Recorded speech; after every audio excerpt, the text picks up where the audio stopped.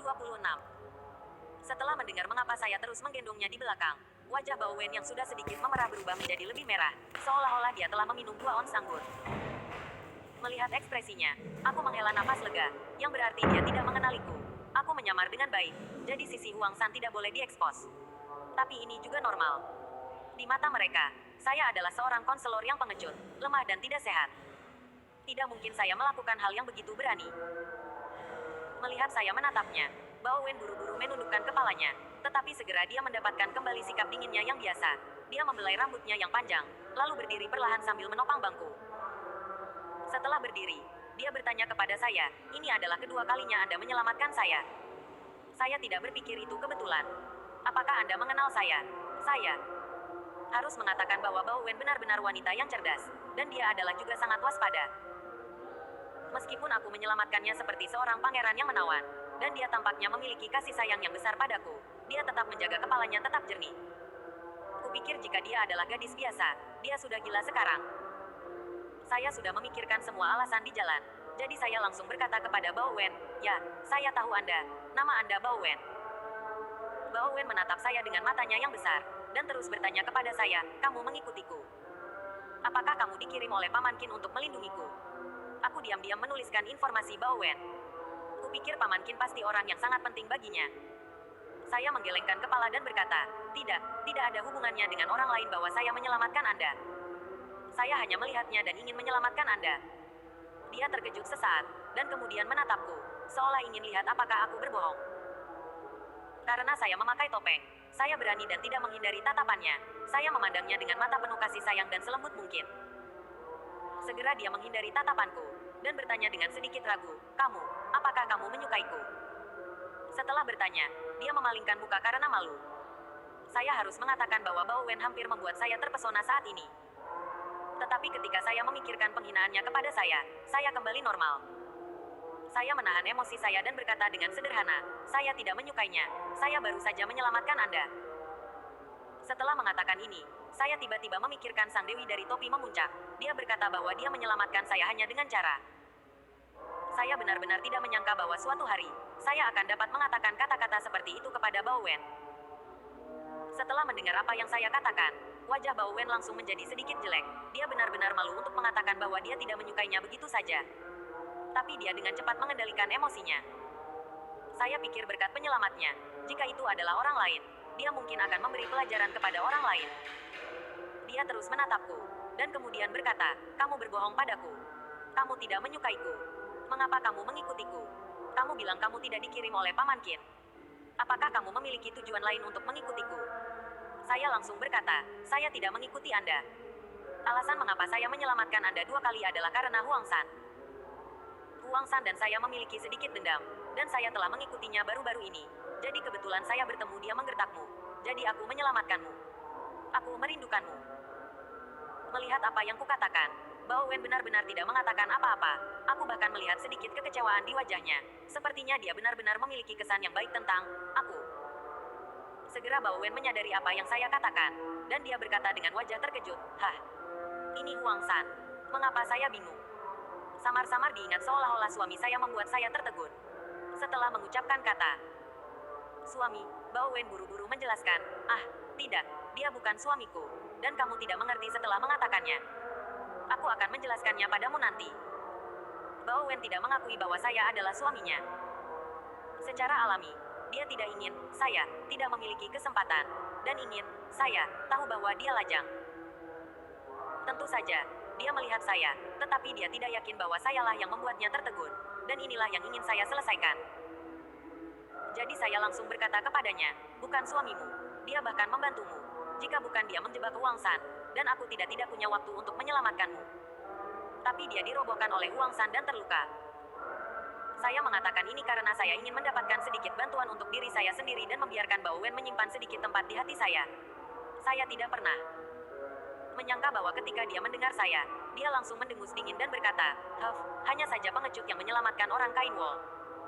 Jangan salah paham, dia benar-benar bukan suamiku." Kata-kata Bao Wen membuat saya merasa semakin sedih. Dia benar-benar tidak memiliki kasih sayang untuk saya. Saya merasa jika saya terus bergaul secara langsung seperti ini, emosi saya pasti akan lepas kendali dan mungkin terungkap. Dan tujuan saya telah tercapai. Bao Wen jelas mempercayai kata-kata saya, dan menuding Huang San. Jadi saya memutuskan untuk pergi. Dan saya langsung berkata, masalah antara kamu dan suamimu tidak ada hubungannya denganku. Karena kamu baik-baik saja, aku akan pergi. Kemudian saya berbalik dan pergi. Tetapi tepat setelah saya mengambil 2 langkah, Bao Wen tiba-tiba menghentikan saya. Baiklah, Tuan Badut, Saya menoleh untuk melihatnya, dan bertanya dengan sangat tenang, apakah kamu masih di sini? Ada apa? Bao Wen sedikit membuka bibir merahnya yang seksi, tetapi ragu untuk berbicara, seolah dia ingin mengatakan sesuatu yang sulit untuk dikatakan kepadaku. Aku membeku sejenak, bertanya-tanya apakah dia akan menyatakan cintaku kepadaku. Saya berpura-pura tenang, dan terus bertanya dengan tenang, ada apa denganmu? Katakan saja padaku, aku mendengarkan.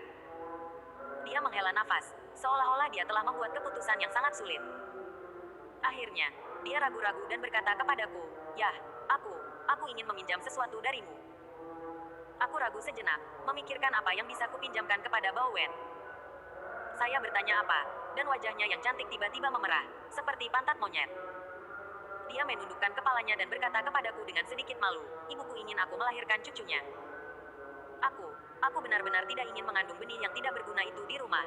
Jadi, aku ingin bertanya jika Anda bisa bantu saya, pinjamkan saya milik Anda. Saya tentu saja mengerti apa yang dimaksud Bao Wen. Sial, bukankah itu hanya kencan? Ini benar-benar halus, tidak heran dia tersipu.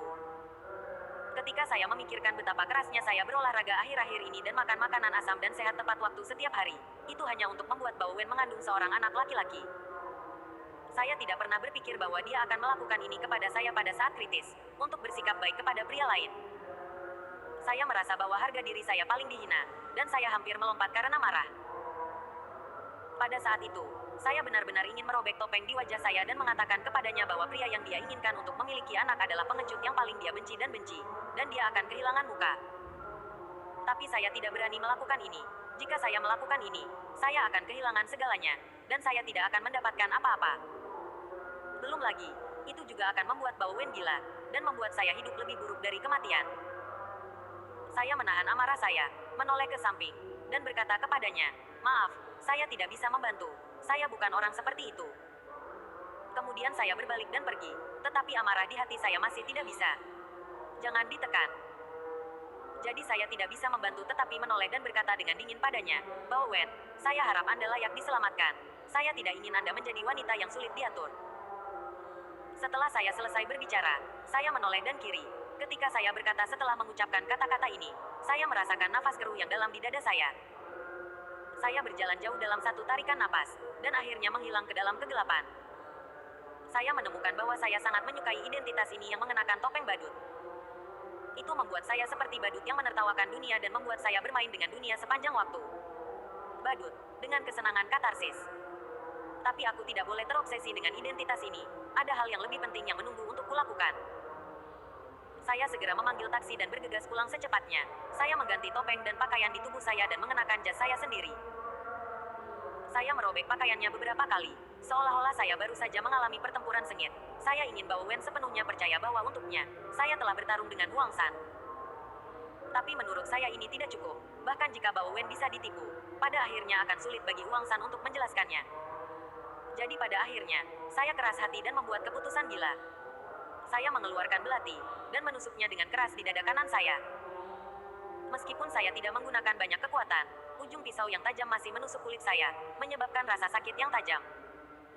Rasa sakit menyebar ke seluruh tubuh saya, tetapi lambat laun saya menjadi mati rasa. Butir-butir keringat meluap dari dahiku, tapi aku tidak menangis, dan aku tertawa kesakitan. Saya tersenyum dan berkata pada diri sendiri bahwa saya ingin menggunakan pisau ini untuk mengingatkan diri saya sendiri bahwa pria tidak kejam dan tumit mereka tidak stabil mulai sekarang. Saya tidak hanya akan kejam pada diri saya sendiri, tetapi juga kepada orang lain. Melihat darah perlahan mengalir dari dadaku, aku memperkirakan waktunya. Bao Wen akan segera kembali. Jadi aku jatuh ke tanah, dan kemeja putihku berlumuran darah. Saya hanya berbaring tak bergerak, dan Bao Wen kembali sekitar 5 atau 6 menit kemudian.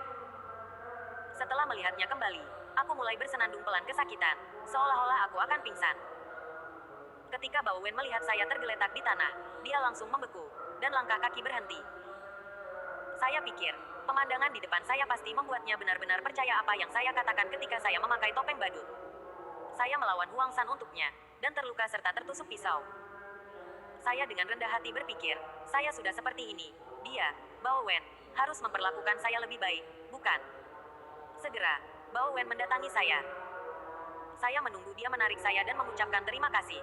Hanya 2 kata sederhana sudah cukup. Saya akan sangat puas. Saya tidak pernah berpikir bahwa ketika dia mendatangi saya, dia menendang saya 2 kali dengan sepatu hak tingginya, dan berkata dengan jijik pada saat yang sama, kamu bisa memelihara anjing untuk menjaga rumah. Apa gunanya sampahmu? Atau biarkan aku yang buruk pria masuk. Setelah jeda, dia berkata dengan marah lagi, kamu adalah orang malang yang tidak berharga yang masih ingin menyelamatkan orang, dan kamu tidak peduli dengan berat badanmu sendiri. Mati saja. Bab 27 ini aku. Bao Wen berkata bahwa saya tidak memenuhi syarat untuk menyelamatkan orang jika saya seorang pengecut. Biarkan saya mati. Kata-katanya seperti pisau tajam, menusuk jantungku sekaligus, dan mencungkil jantungku dengan ganas, membuatku pusing karena kesakitan. Bagaimana dia bisa melakukan ini padaku? Bahkan jika dia memandang rendahku tidak peduli betapa dia membenciku. Aku terluka, karena aku menyelamatkannya. Bukankah dia akan tergerak sedikit pun? Hatiku sakit, rasa sakitnya lebih kuat dari luka pisau di dadaku. Akhirnya Bao Wen menendang pantatku lagi. Melihat aku masih bergerak dan belum mati, dia langsung masuk ke kamar. Saya sedikit putus asa, masih terbaring tak bergerak di tanah. Tapi tak lama kemudian aku lega. Bao Wen pasti marah. Aku diberi pelajaran dengan memakai topeng sebelumnya, dan aku ditolak untuk meminjamkan sesuatu padanya. Dia pasti sangat marah dan merasa malu, maka dia melampiaskan kemarahannya kepadaku. Saya pikir sayalah yang membuat saya marah. Jadi saya merasa sedikit lebih baik. Dan setidaknya saya meyakinkannya bahwa badut dan saya tidak sendirian. Dan semua urusan hari ini didorong ke Huang San. Rencana saya telah berhasil. Jadi saya berjuang untuk bangun. Dan saya meninggalkan rumah sambil memegangi luka di dada saya. Saya tidak langsung ke rumah sakit, tapi pergi ke gang yang agak jauh. Lalu mengirim SMS ke Huang San. Saya berkata, Bos Huang, di mana Anda? Bantu saya akan mati. Saya meminta bantuan Huang San. Tentu saja saya tidak benar-benar meminta bantuan. Saya juga tidak ingin mencari tahu tentang situasinya. Saya hanya ingin melanjutkan permainan, membuatnya lebih realistis, sehingga dia tidak memperlakukan saya. Dan topeng yang membuatnya pingsan sama sekali. Pria berhubungan. Huang San benar-benar bangun, dan segera dia mengirim SMS kembali untuk menanyakan keberadaan saya. Saya berkata bahwa saya baru saja bangun dan ditusuk oleh pisau. Saya mungkin sekarat. Saya sangat takut. Saya berada di sebuah gang di Jalan Ankang. Huang San mengatakan kepada saya untuk tidak panik, mengatakan dia akan segera datang.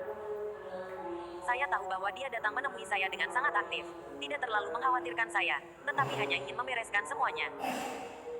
Setengah jam kemudian, Huang San datang. Dia jelas ketakutan. Dia tidak datang sendiri. Dia juga membawa 2 adik laki-laki. Melihat saya terbaring di sana seperti anjing mati, Huang San benar-benar tidak ragu sama sekali. Dia mengulurkan tangan dan menepuk pundak saya. Lalu seseorang membantu saya masuk ke dalam kamar. Dia mengirim saya ke klinik kecil terdekat untuk perban. Pada saat itu semua orang sedang tidur, dan adik laki-lakinya yang mengetuk pintu dan meminta seseorang untuk mengambil pesanan.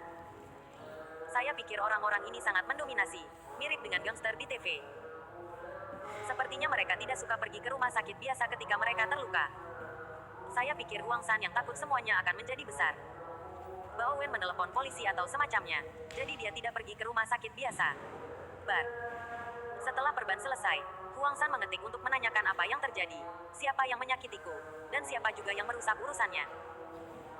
Jadi saya memberitahu dia cerita yang dikompilasi. Saya mengetik untuk mengatakan bahwa saya membantu Huang San untuk menjaga gawang, dan tiba-tiba seseorang masuk. Pria ini sangat kuat, dan dia memakai topeng badut. Saya tidak tahu siapa itu. Dia menjatuhkan saya begitu dia muncul. Saya bahkan tidak punya kesempatan untuk melawan, dan saya tidak bisa berbicara. Aku harus menggunakannya sebelum pingsan. Dia berteriak sekuat tenaga, berharap Huang San bisa mendengarnya. Pada akhirnya saya pingsan, dan ketika saya bangun, saya menemukan bahwa saya telah ditusuk oleh pisau dan dipindahkan ke sebuah gang. Jadi saya sangat takut sehingga saya meminta bantuan Huang San, karena saya tidak dapat memikirkannya. Orang lain yang bisa membantu saya. Retorika saya mulus baik secara logis maupun dibandingkan dengan situasi di hadapan saya. Huang San, seperti Bao Wen, tidak meragukan saya. Dia menyalakan rokok, memasukkannya ke mulutku, dan kemudian mengetik untuk mengatakan bahwa dia lalai kali ini. Dia pikir ini malam yang besar, dan dia masih di rumah Bao Wen, jadi dia harus aman. Dia tidak melakukannya berharap ada perlindungan rahasia di sekitar Bao Wen. Men, dia bilang dia membuatku terlibat. Huang San juga mengatakan bahwa meskipun operasi ini gagal, dia tidak akan kembali dengan syarat yang dia janjikan sebelumnya. Dan dia juga mengatakan bahwa dia dapat memberi saya cuti beberapa hari dan membiarkan saya beristirahat di rumah. Saya membuat wajah penuh kemarahan yang benar, dan kemudian mengetik dengan kejam. Bao Wen melihat wajah saya. Dia harus menyalahkan saya. Beraninya saya kembali. Bisakah bos Huang membantu saya di tempat tersebut? Huang San mengatakan tidak masalah, dan kemudian membawa saya kembali ke bar, dan benar-benar memberi saya ruang penyimpanan di belakang panggung, dengan tempat tidur rusak di dalamnya, yang cukup untuk saya. Melihat Huang San begitu perhatian kepadaku, di masa lalu, aku akan meneteskan air mata sejak lama, dan aku akan bekerja seumur hidupku untuknya. Tetapi sekarang aku mengerti bahwa tidak ada makan siang gratis di dunia. Alasan mengapa Huang San memperlakukan saya seperti ini karena dia ada tempat di mana saya bisa digunakan. Benar saja. Sebelum pergi, Huang San mengetik dan memberitahu saya dengan sungguh-sungguh, meminta saya untuk mencoba yang terbaik untuk meminta maaf kepada Bao Wen, meminta maaf padanya, dan biarkan saya kembali hidup secepat mungkin sehingga dia dapat terus menanyakan tentang situasi Bao Wen. Saya mengangguk, tetapi saya sudah membuat keputusan di hati saya. Saya harus tinggal di bar selama beberapa hari, dan saya tidak akan kembali. Meskipun saya hanyalah semut yang tidak penting di mata Bao Wen, saya akan membiarkannya Anda tahu. Saya diintimidasi dan dihina olehnya seperti ini. Setidaknya saya masih memiliki pendapat. Saya tidak sepenuhnya karung tinjunya. Saya memiliki emosi, dan saya akan lari dari rumah. Kemudian saya istirahat, dan saya tinggal di ruang penyimpanan ini selama beberapa hari berikutnya. Huang San memberi saya liburan, dan saya tidak pergi bekerja. Biasanya saya hanya bersarang di sini dan tidak pergi kemana-mana. Tidur di tempat tidur yang sempit. Saya tidak bisa tidak memikirkan masa depan saya. Saya merasa seperti seorang tahanan. Apakah ini benar-benar kehidupan yang saya inginkan, tanpa ada kesempatan untuk berubah? Saya pikir, jika saya tidak menabung untuk perawatan medis saudara perempuan saya akan meninggalkan kota ini sejak lama, dan saya akan menerima pekerjaan yang paling sulit dan paling melelahkan sekalipun. Tapi itu tidak cukup sekarang. Saya akhirnya bertemu Chen Ya dan Bao Wen, seorang ibu dan anak yang kaya. Dan saya telah sangat menderita dan sangat menderita. Jika saya tidak mendapatkan cukup uang, saya benar-benar tidak berdamai. 3 atau 4 hari berlalu dalam sekejap, dan kesehatan saya hampir membaik. Dan hari-hari ini Bao Wen tidak pernah mengirimiku pesan teks. Dia tidak pernah bertanya di mana aku berada. Mungkin aku menghilang begitu saja di dunianya selamanya.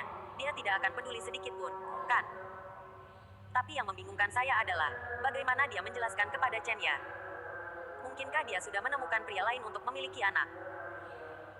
Memikirkan hal ini, saya tiba-tiba panik. Saya akan mencari Suruo Shui untuk mencari tahu tentang situasinya. Tetapi saya tidak meninggalkan nomor telepon Suruo Shui. Jadi saya harus menunggu dia bernyanyi dan pergi kepadanya secara diam-diam. Kebetulan kami berdua sepertinya memiliki pemahaman yang nyata. Saya belum mencarinya, tetapi dia tiba-tiba mencari saya. Malam itu saya sedang berbaring linglung ketika pintu tiba-tiba didorong terbuka. Saya menoleh dengan waspada dan menemukan bahwa Suruo Shui menjulurkan kepalanya untuk melihat ke dalam. Adik perjaka, aku belum melihatmu selama beberapa hari. Kamu masih sangat buruk. Di mana matamu melihat? Segera Suruo Shui berkata dengan lembut, lalu masuk, dan menutup pintu. Aku menundukkan kepalaku karena malu, tidak berani menatapnya. Segera saya kembali normal, karena Suruo Shui tahu bahwa saya bukan bisu tuli. Jadi saya bertanya kepadanya dengan suara rendah, Saudari Sui, jangan membuat masalah dengan saya, apa yang dapat Anda lakukan dengan saya? Dia tersenyum padaku, kemudian mengulurkan jari panjang dan kurus untuk mengaitkan daguku, dan berkata kepadaku, mengapa, jika tidak apa-apa, kakak tidak bisa bermain denganmu? Aku ragu-ragu dan berkata, untuk apa aku melakukannya menyenangkan?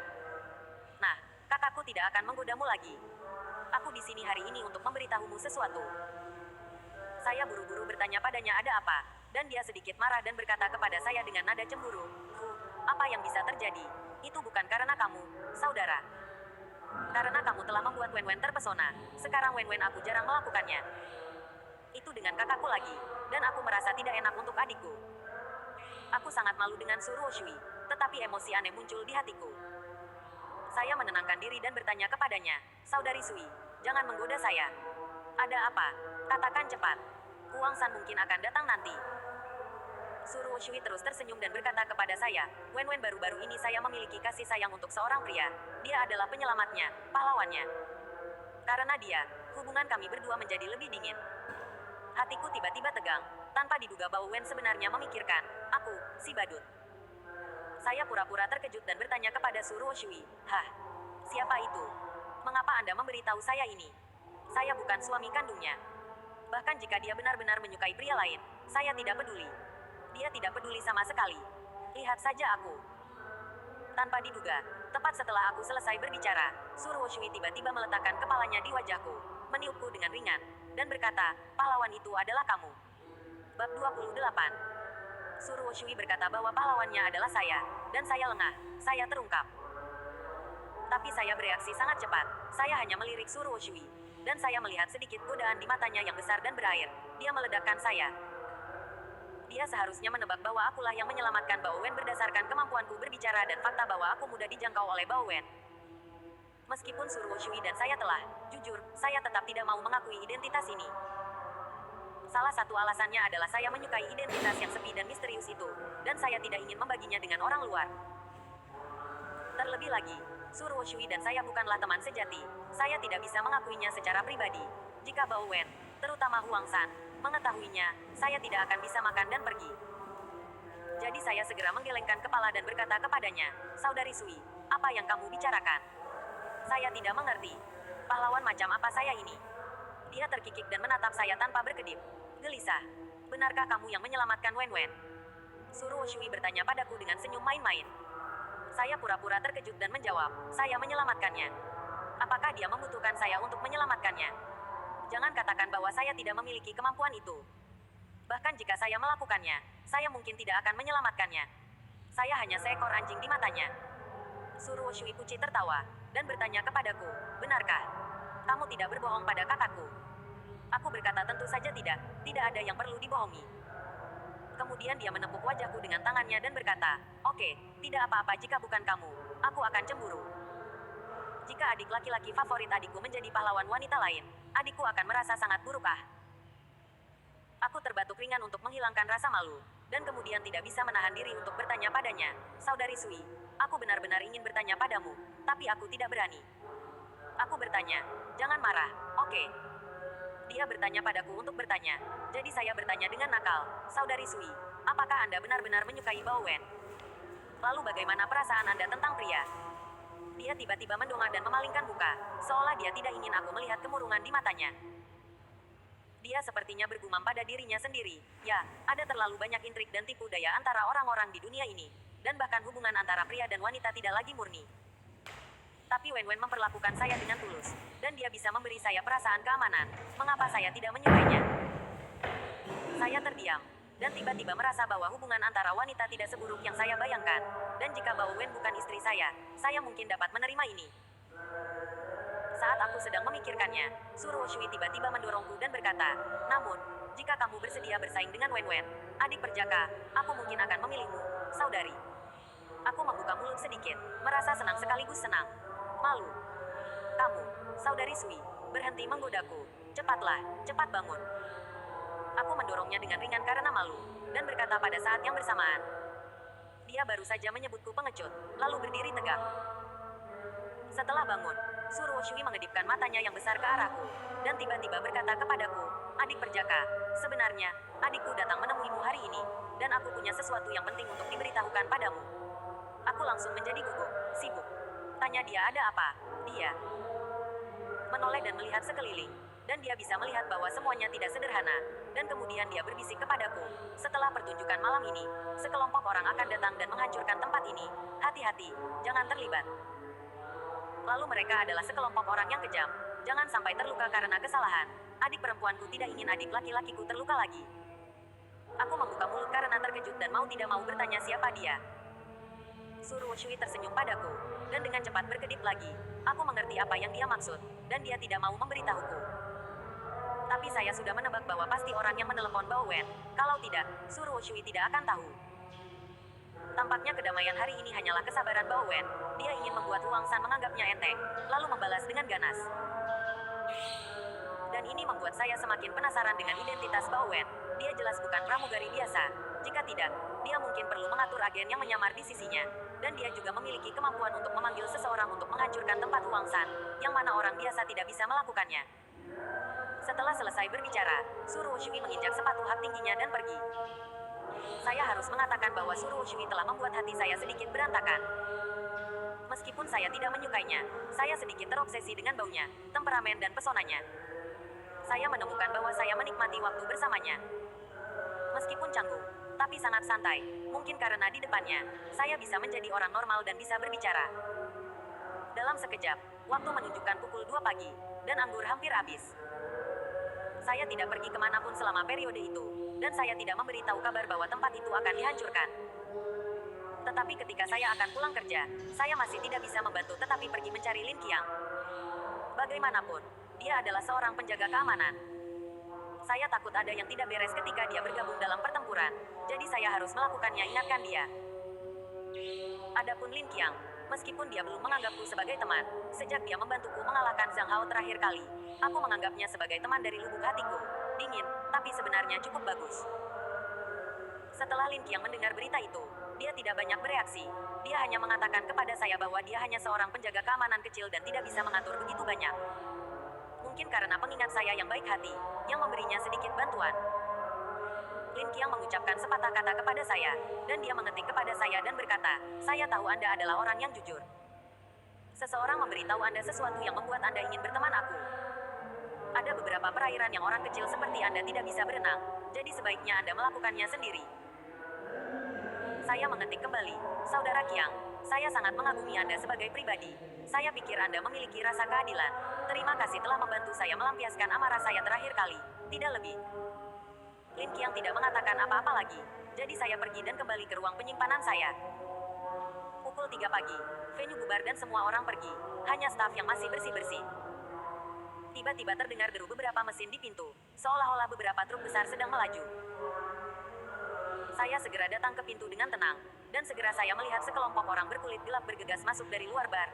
Ada sekitar 30 orang, semuanya memegang tongkat baseball, memakai topi dan topeng, terlihat sangat profesional.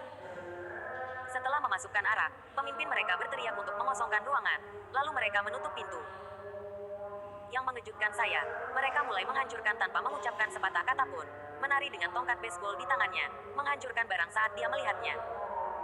Awalnya satpam yang sedang mabuk ingin naik untuk bernegosiasi, namun salah satu dari mereka terlempar ke tanah setelah lewat.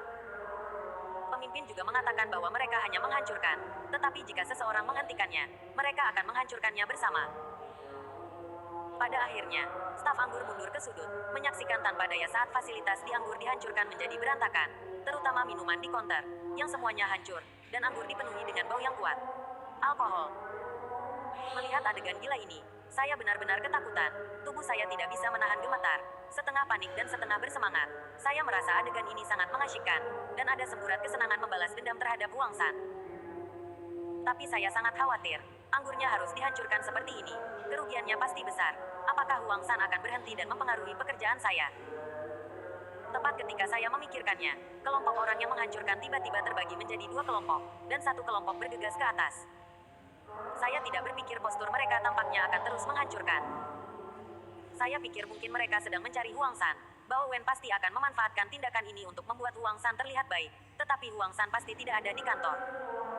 Dalam hal ini, jika ya, dia akan turun atau lari dari pintu belakang. Tidak mungkin bersembunyi di kantor. Sekelompok orang lain bergegas ke arah saya, dan jantung saya berdetak kencang. Saya pikir mereka mungkin ingin menghancurkan ruang penyimpanan, tetapi mereka tidak tahu bahwa saya adalah ruang penyimpanan yang ditinggalkan. Agar tidak terlibat, saya berlari keluar dari ruang penyimpanan, lalu berlari menuju toilet di pintu belakang. Tapi saat aku berlari, aku menyadari bahwa orang-orang itu tidak memasuki ruang penyimpanan, tapi mengejarku. Saya tertegun sejenak. Saya pikir jika saya lari, saya tidak bisa lari. Mungkin mereka akan mengejar saya hanya untuk melihat saya lari. Jadi saya pergi ke toilet secara terbuka. Tanpa diduga, mereka juga dikejar ke toilet. Bos mereka yang memimpin. Itu adalah pria kuat dengan sepasang mata marah. Setelah mereka menyerbu masuk, sebelum saya dapat menanyakan situasinya, mereka menendang saya beberapa kali dan menjatuhkan saya ke tanah. Kemudian ada semburan pukulan dan tendangan tanpa ragu. Saya tidak berani bertanya, dan saya tidak punya waktu untuk mengetiknya untuk mereka. Perasaan itu sangat menekan. Tepat ketika saya berjuang untuk melawan dan bergegas keluar, pria yang memimpin tiba-tiba mengeluarkan pisau dari sakunya, seolah-olah dia akan menikam saya. Saya benar-benar terpana, bertanya-tanya apakah mereka telah menemukan orang yang salah. Melihat saya melarikan diri, mereka mengira saya adalah Huang San. Melihat pisau yang bersinar, saya sangat cemas saat itu, dan saya tidak bisa menahan diri untuk tidak berbicara. Tetapi pada saat ini, sebuah suara datang dari pintu toilet. Berhenti, kamu sangat berani. Itu adalah suara Suruo Shui, dan segera dia masuk ke toilet. Dia langsung berkata kepada pemimpin, apakah kamu pernah bertemu denganku? Bao Wen dan aku bersama, kalian sangat berani, bahkan suami Wen berani memukulmu. Pemimpin itu jelas mengenal Suruo Shui. Dia menatap Suruo Shui dan mengangguk. Tiba-tiba, pria ini berkata kepada Suruo Shui, kakak, apakah Anda melakukan kesalahan? Saudari Wen secara pribadi memerintahkan kami untuk mengebiri cucu ini. Bab 29 Rencana B. Bao Wen ingin mengebiri saya. Setelah mendengar kata-kata pria kekar ini, saya langsung terpana. Ternyata mereka tidak mengenali orang yang salah. Saya adalah target mereka. Dan mereka tidak hanya ingin memukuli saya, mereka ingin memotong saya. Bao Wen terlalu kejam. Apakah aku memiliki permusuhan yang begitu besar dengannya? Dia ingin memperlakukanku seperti ini. Beberapa hari yang lalu, dia menyuruhku minum obat dan berkata dia akan punya anak laki-laki. Tapi sekarang dia ingin menjadikanku Kasim. Dia hanyalah orang gila, penyihir. Aku mundur ketakutan, menjauh dari pisau di tangan pria kuat itu. Tapi mereka memelukku erat-erat, dan aku tidak bisa bangun sama sekali. Saat itu, saya benar-benar takut, panik, dan malu. Saat ini, saya pasti terlihat sedih, dan saya malu di depan Suruo Shui. Rasanya sangat tidak nyaman, karena dia tahu saya tidak cacat.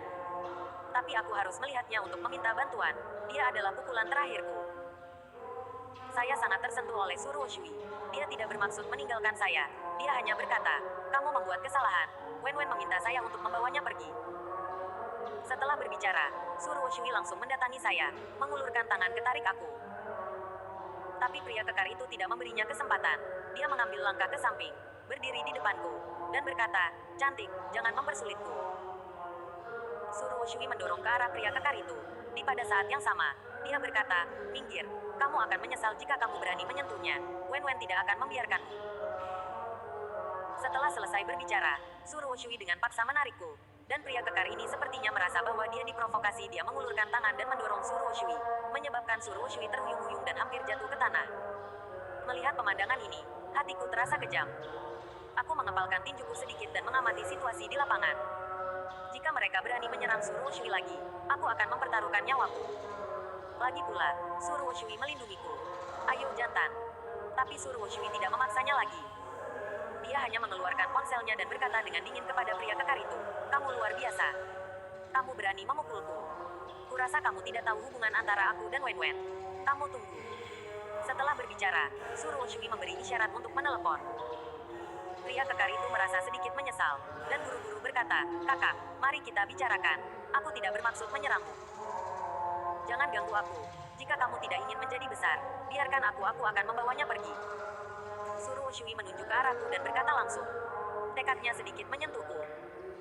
Pria kekar itu tampak agak malu, dan segera dia berkata, kakak, aku bisa membiarkanmu membawanya pergi. Tunggu sebentar. Setelah berbicara, dia benar-benar mengeluarkan ponselnya dan menelepon. Setelah beberapa saat, dia berkata ke telepon, Saudari Wen, kami berada di hotel ini, dan kami telah menangkap orang yang Anda sebutkan, tetapi kami belum bertindak.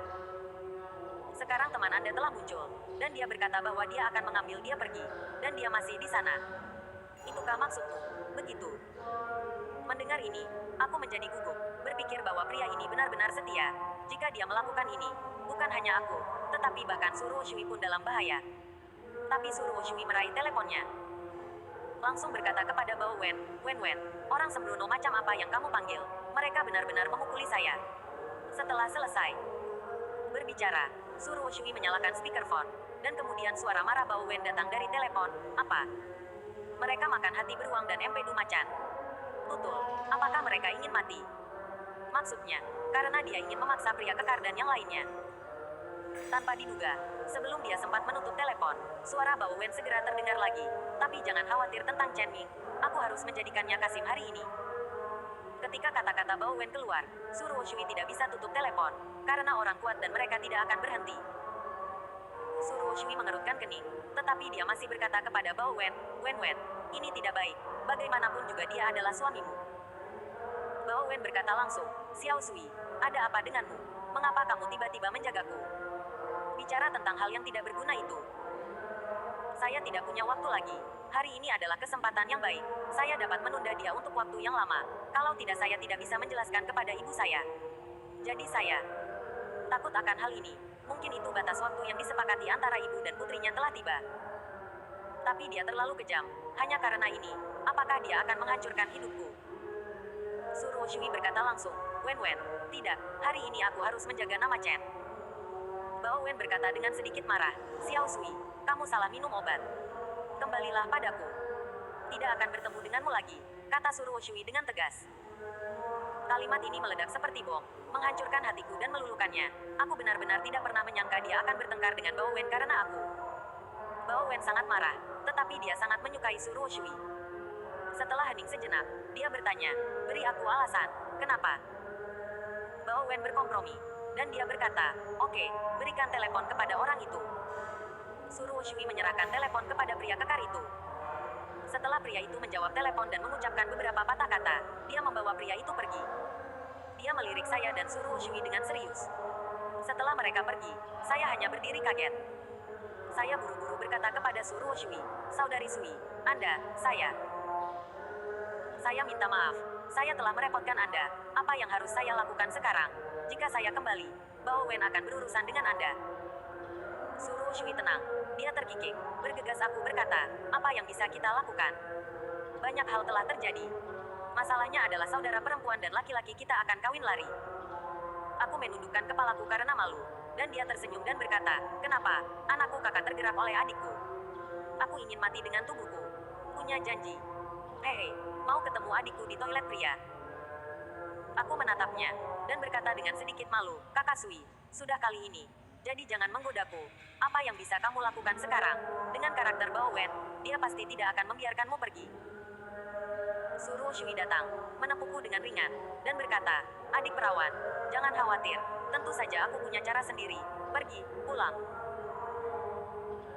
Lalu aku mengikuti Suruh Shui keluar dari anggur. Tetapi setelah aku keluar dari anggur, aku sedikit takut untuk kembali. Dan aku berkata kepadanya, Saudari Sui, mengapa Anda tidak pergi menemui Bao Wen sendiri? Maka Anda dapat membicarakan hal-hal baik padanya, dan dia mungkin akan memaafkan Anda. Jika aku kembali bersamamu sekarang, dia pasti marah ketika dia melihatku.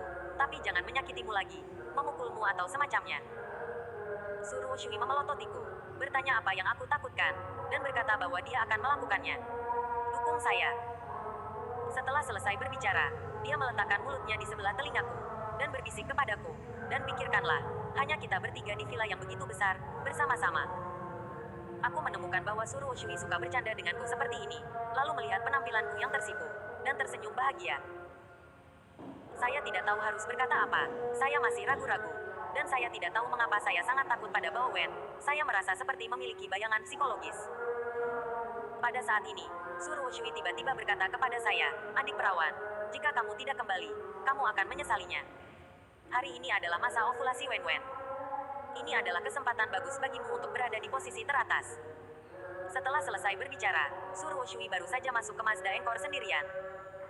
Hari ini adalah masa ovulasi Bao Wen, yang merupakan kesempatan baik saya. Saya tidak tahu arti kata-kata Suruh Shui, tapi sepertinya saya mengerti sesuatu. Pada akhirnya, saya mengertakkan gigi dan naik ke kopilot. Saya pikir saya harus mendengarkan Suruh Shui. Dia menyelamatkan bayi laki-laki saya. Bagaimana dia bisa menyakiti saya? Kami segera tiba di rumah, dan Bao Wen sedang duduk di sofa sendirian. Wajahnya penuh amarah, dan dia merasa seperti akan memakan orang. Saya tidak berani melihatnya, dan karena saya tidak dapat mendengarnya, dia berkata kepada Suruh Shui dengan tidak senang tepat di depan saya, Xiao Sui, ada apa denganmu? Mengapa kamu berhubungan dengan sampah ini? Suruh Shui berkata langsung, kontak apa yang bisa saya miliki dengannya? Kami bekerja di bar yang sama, jadi kami memiliki kontak, tetapi itu hanya hubungan sederhana. Saya melihatnya dipukuli hari ini, dan orang yang Anda undang akan dikebiri. Dia blokir saja. Kenapa kamu ikut campur dalam urusannya? Bukankah kamu menentangku? Aku sangat marah, kata Bao Wen dengan marah. Wen, aku melakukannya untuk kebaikanmu sendiri. Apakah menurutmu jika kamu menghapusnya, kamu akan baik-baik saja di masa depan? Ibumu juga akan ikut campur dalam urusanmu, dan juga akan memiliki seorang cucu. Sangat mungkin bahwa kamu akan menikah lagi. Kemana kamu akan pergi untuk menemukannya? Pemborosan yang tidak berguna. Bao Wen mengerutkan kening dan memikirkannya. Dan segera dia berkata, saya belum memikirkannya. Marah. Sampah ini belajar kabur dari rumah. Akhir-akhir ini saya melihat dia tidak di rumah. Ibu memarahi saya dan bertanya apakah saya mengusirnya. Tetapi itu membuat saya marah. Jadi saya berpikir untuk memanfaatkan fakta tersebut bahwa saya mengundang seseorang untuk mengocok anggur hari ini. Dan saya juga menyingkirkannya. Sui kecil, Anda benar. Mungkin saya impulsif. Suruh Shui tersenyum dan meremas bahu Bao Wen. Lalu berkata, bukankah tidak benar? Jika Anda benar-benar melakukan itu, bahkan jika itu tidak membuat masalah besar, itu akan membawa masalah akan ada banyak masalah menilai dari pemikiran Xiao Shui. Saya pikir Wen, Anda harus melaksanakan rencana Anda B. Rencana B. Suruh Shui meminta Bao Wen untuk mengimplementasikan rencana B, dan saya langsung penasaran, apa itu rencana B? Bao Wen menoleh dan menatapku tajam, dan berkata, bagus sekali orang malang yang tidak berguna ini. Dia seharusnya menjadi Kasim, tapi dia diselamatkan olehmu, Xiao Shui. Mungkin itu kehendak Tuhan. Xiao Shui, kalau begitu saya akan mengikuti Anda. Laksanakan rencana B. Bab 30. Berjalan ke sisi Bao Wen, dan berkata sambil tersenyum, benar, Wen, tenanglah, Suyer akan tetap tinggal bersamamu malam ini. Kemudian Suruh Shui meraih lengan Bao Wen, dan keduanya naik ke atas bersama. Ketika saya berjalan ke sudut tangga, Suruh Shui menatap saya dengan tenang, matanya bermain-main, dan dia tersenyum lembut, seolah-olah dia berkata kepada saya, adik laki-laki perawan, saudari tidak membohongimu, kan? Bilang ya, kamu akan baik-baik saja. Saat itu, aku sangat ingin bergegas menemuinya dan bertanya apa rencana B-nya, karena aku merasa rencana ini ada hubungannya denganku, tapi aku menahan diri.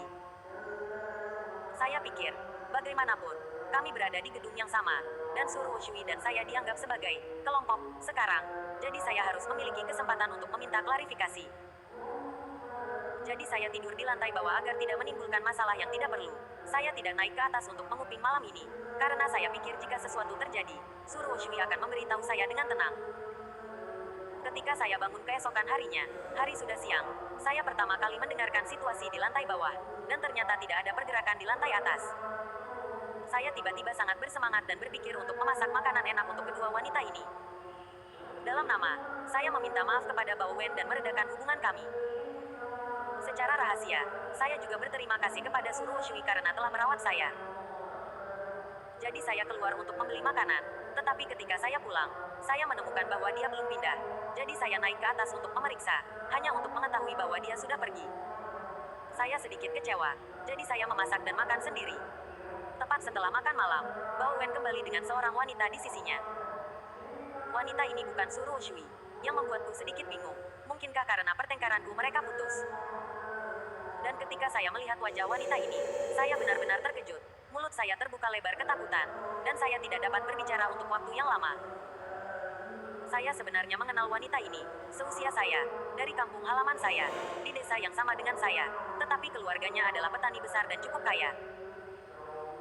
Namanya sangat menarik, Sen Ying. Saya tidak mengerti ketika saya masih kecil, tetapi sekarang saya memikirkannya. Orang tuanya sangat kasar dan buta huruf, tetapi saya mendengar bahwa Sen Ying kemudian mengubah namanya menjadi Sen Ying. Pada saat ini, Sen Ying berdiri di depan saya, dan saya tidak mengenalnya sama sekali. Tingginya sekitar 1,7 meter, dengan ikal bergelombang merah cerah, kaos suspender putih, dan celana jeans robek biru. Gambar, tetapi juga sangat tampan, tetapi itu bukan tipe favorit saya. Sen Ying seharusnya belajar di universitas di Nanjing. Bagaimana dia bisa muncul di sini? Saya berkata pada diri sendiri, ini sudah berakhir. Identitas saya harus terungkap. Bao Wen tahu bahwa saya berpura-pura menjadi bisu tuli. Dia menemukan sesama penduduk desa, hanya untuk mengekspos saya di tempat, dan kemudian membunuh saya. Saya pikir Bao Wen benar-benar cukup baik, dan dia mengetahui semua ini. Saat itu, saya sangat panik sehingga saya tidak berani melihat wajahnya. Kepala saya terangkat tinggi, mencoba mencari cara untuk mengatasinya. Ah, ini kamu, kakak Chen Ying. Sen Ying tiba-tiba berkata kepadaku dengan nada terkejut. Setelah mendengarkan kata-katanya, saya langsung sampai pada dua sudut pandang. Pertama, saya sepertinya tidak terekspos, dan kunjungan Sen Ying ke rumah saya sepertinya hanya kebetulan. Kedua, saya harus meminta Sen Ying untuk merahasiakannya untuk saya. Saya melirik Bao Wen dari sudut mata saya, dan menemukan bahwa dia sedang menatap Sen Ying dengan curiga. Jelas, dia tidak berharap Sen Ying mengenal saya. Saya juga cemas pada saat itu. Saya berpura-pura tidak mendengarnya, dan segera mengetik di ponsel saya. Dan saya keluar semua, dan hanya mengetik kalimat yang sangat sederhana, saya berpura-pura menjadi bisu tuli. Jangan mengekspos saya. Pada saat ini, Bao Wen bertanya kepada Shen Ying, mengapa? Apakah kamu mengenalnya? Saya cemas, jadi saya berjalan cepat, dan kemudian saya memeluk Shen Ying, seolah-olah saya melihat seorang kerabat. Terlihat bersemangat, dia menunjukkan padanya telepon pada saat yang sama. Bao Wen juga melihatnya dengan kepalanya saat ini, tetapi saya menghapusnya. Pada saat yang sama, saya mengetik kalimat untuk menunjukkan kepada Bao Wen, dan saya berkata, dia adalah saudara perempuan tetangga saya di kampung halaman saya. Kami memiliki hubungan yang sangat baik, tetapi kami tidak bertemu satu sama lain selama 2 tahun saya bertemu. Saya tidak berharap untuk bertemu lagi di sini. Saya sangat senang. Terima kasih istri. Melihatku memanggil istrinya, Bao Wen menatapku dengan kejam. Tatapan itu bisa memakanku. Untungnya, Shen Ying menanggapi dengan cepat. Dia memberi saya wajah dan tidak mengatakan apa-apa, tetapi bekerja sama dengan saya dan berkata, ya, saudari Wen Wen, saya adalah gadis kampung halaman saudara laki-laki Chen Ming. Apakah dia suamimu? Tidak ingin berbicara terlalu banyak tentang saya, hanya mengangguk dengan tidak sabar, dan kemudian dia berkata kepada Shen Ying, oke, karena Anda saling kenal, akan lebih mudah untuk menyelesaikannya. Kalian berdua bicara dulu, saya akan naik ke atas untuk mempersiapkan bersiaplah. Setelah selesai berbicara, Bao Wen naik ke atas, meninggalkan Shen Ying dan aku di aula bawah. Saya memandang Shen Ying dengan heran, dan ingin berbicara dengannya, tetapi saya tidak tahu harus mulai dari mana, karena kami benar-benar tidak berbicara satu sama lain selama beberapa tahun. Dia telah berubah, dia juga sangat kurus sekarang, dan karena harga diri saya yang rendah, saya benar-benar tidak bisa menunjukkannya di depan wanita. Shen Ying cukup ceroboh, dia melihat ke atas dan melihat sekeliling, dan kemudian dia bersandar di depan saya dan bertanya dengan suara rendah, Kakak Chen Ming, apa yang terjadi? Saya tidak mendengar bahwa Anda menikah, mengapa? Anda membayar kembali uang besar, gadis kecil. Hidup ini tidak buruk, saya tinggal di villa. Saya menghela nafas ringan, dan untuk berjaga-jaga, saya masih mengetik di ponsel saya dan berkata, mari kita bicara di ponsel saya, semuanya tidak seperti yang kamu lihat. Saya tidak punya banyak waktu untuk menjelaskan, jadi mari kita singkat cerita, pernikahan saya seperti kontrak, bukan cinta sejati. Awalnya, Bao Wen mencari orang bisu tuli untuk menikah karena suatu alasan, tetapi saya berpura-pura bisu tuli karena kekurangan uang dan pergi kencan buta, dan akhirnya kami menikah. Shen Ying membuka mulutnya lebar-lebar karena terkejut, jelas dia tidak mengharapkan hal seperti itu terjadi di dunia ini. Tapi saya segera mengetik dan bertanya padanya, bagaimana dengan Anda? Bagaimana Anda mengenal Bao Wen? Mengapa Anda datang ke rumah saya? Wajah muda dan cantik Shen Ying tiba-tiba memerah. Saya tahu dia adalah wanita yang riang, tipe yang bisa melepaskan. Tapi sekarang dia pemalu, jadi pasti ada sesuatu yang memalukan. Shen Ying menjawab saya dengan sangat cepat, dan jawabannya lebih mengejutkan saya. Saya datang untuk membantunya punya bayi. Bao Wen sebenarnya meminta wanita lain untuk membantunya punya bayi. Tiba-tiba saya menyadari bahwa ini adalah rencananya B. Dia tidak mau menerima pria dan barang-barangnya, jadi dia harus mencari wanita lain untuk menggantikannya. Memikirkan hal ini, dan melihat Shen Ying lagi, saya marah sekaligus memiliki perasaan aneh. Apa yang akan saya lakukan dengan Shen Ying? Shen Ying jelas melihat apa yang saya pikirkan. Dia memutar matanya ke arah saya, dan berkata, Kakak Chen Ming, apa yang Anda pikirkan? Anda tidak berpendidikan. Bukan saya dan Anda, saya ibu pengganti. Hanya implan yang dibuahi telur ke dalam tubuh saya. Setelah mendengar ini, saya menyadari bahwa memang begitu. Dengan cara ini, meskipun anak itu dilahirkan oleh Shen Ying, gennya tetap milik saya dan Bao Wen, dan merupakan keturunan kami.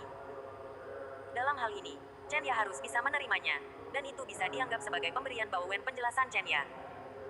Mau tak mau aku bertanya kepada Shen Ying, keluargamu cukup kaya, mengapa kamu melakukan ini? Jika ini diketahui, itu akan mempengaruhi reputasimu. Bukankah kamu kuliah? Shen Ying mengerutkan bibirnya dan meniup. Dengan napas dalam-dalam, dia meniup poni di dahinya, dan dia terlihat seperti wanita yang sangat muda, dan dia langsung berkata kepadaku, Kakak Chen Ming, tinggalkan aku sendiri, aku harus punya alasan, jadi jangan ceritakan padaku. Jangan biarkan keluargaku tahu. Aku ingin mengatakan sesuatu untuk membujuknya, tapi jangan hancurkan diriku sendiri. Tapi saat ini Bao Wen turun dari tangga. Dia langsung berkata kepada Shen Ying, Ying, bagaimana pembicaraannya? Apakah tidak apa-apa? Shen Ying berkata langsung, Saudari Wen Wen, tidak masalah, saya bisa menerimanya. Bao Wen mengangguk dan berkata, ya, hari ini adil awal masa ovulasi saya, dan saya punya janji dengan dokter, ayo pergi sekarang. Lalu kami pergi. Dan Bao Wen tidak membicarakannya dengan saya dari awal sampai akhir. Sama seperti saya tidak punya hak untuk berbicara sama sekali. Dan saya harus berada di bawah belas kasihannya. Dan faktanya benar, saya adalah anjingnya. Segera kami tiba di rumah sakit swasta, yang terlihat seperti rumah mewah dari luar. Tetapi baru setelah masuk kami menyadari bahwa itu adalah rumah sakit swasta yang berspesialisasi dalam bidang ini. Setelah selesai, Bao Wen meminta saya pulang sendiri. Sementara dia dan Sen Ying tinggal, harus ada tindak lanjut lebih lanjut. Saya pulang sendirian, berbaring di sofa, seperti bola kempes. Bisa dikatakan bahwa saya selalu menjadi motivasi besar bagi Bao Wen untuk memiliki bayi bersama saya, tetapi pada akhirnya berakhir seperti ini. Dan saya benar-benar tidak dapat menerimanya untuk sementara waktu. Saya merasa Bao Wen hanya tidak menyukai saya dan membenci laki-laki, jadi dia memilih untuk melakukan ini. Ini merupakan penghinaan besar bagi saya dan laki-laki, tetapi dia sangat menyayangi saya yang memakai topeng badut. Berbaring di sana sambil merokok, ide gila akhirnya muncul di benak saya. Aku ingin Bao Wen benar-benar jatuh cinta padaku yang memakai topeng badut. Ketika aku benar-benar mendapatkannya dan membiarkannya jatuh cinta, aku akan membiarkannya jatuh dari tempat tertinggi dan membiarkannya mengalami rasa sakit karena dimanipulasi dan dipermainkan oleh orang lain.